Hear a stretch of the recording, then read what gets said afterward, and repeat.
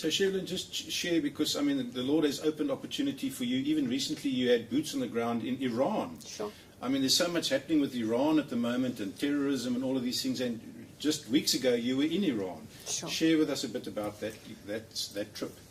Well, we've had a great privilege of also helping with Africa-Israel relations, and being placed on the international committee has given me the opportunity to interact with the minister and even our president in terms of these issues. And of course there's a lot of passion in South Africa that leads to an anti-Israel sentiment, and there's a lot of people calling constantly on this government to do things in terms of cutting off ties in every area with Israel. And we've managed to help, whilst of course that is an ANC policy, we've really helped government find a space where they have their own approach, a diplomatic approach, and our government approach would be what is best for South Africa. And what is best for South Africa is not cutting off economic ties with Israel. So we're very fortunate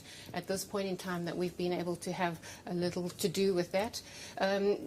Going to Iran, again, very interesting that it opened up. Obviously, as a smaller party, we do not have an automatic, we're not automatically included on those kind of trips. But this, the same thing happened when we went to Israel. So yes, I got to see firsthand the negotiations going down with Iran, how we position ourselves, what kind of diplomacy is involved there, and a little sense of also through our embassy there, through our embassy in Doha, a greater sense of the politics in that region.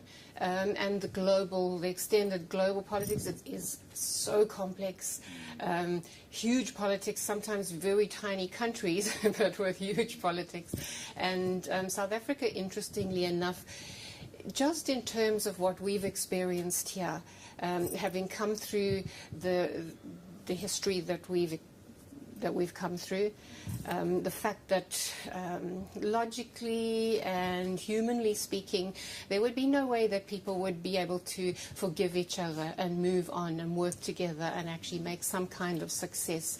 The unity in our diversity has been very obvious to the rest of the world, and it's something that's quite fragile. We have to be taking care of it all of the time. We have to work at it all of the time, but it is a huge testimony to the rest of the world, and it does open a space for South Africa and for ourselves being here where we are placed to actually be able to influence and inspire other people in other parts of the world to actually hope for things that in the natural you would not hope for because they seem impossible. So Cheryllyn, thank you so much for sharing with us.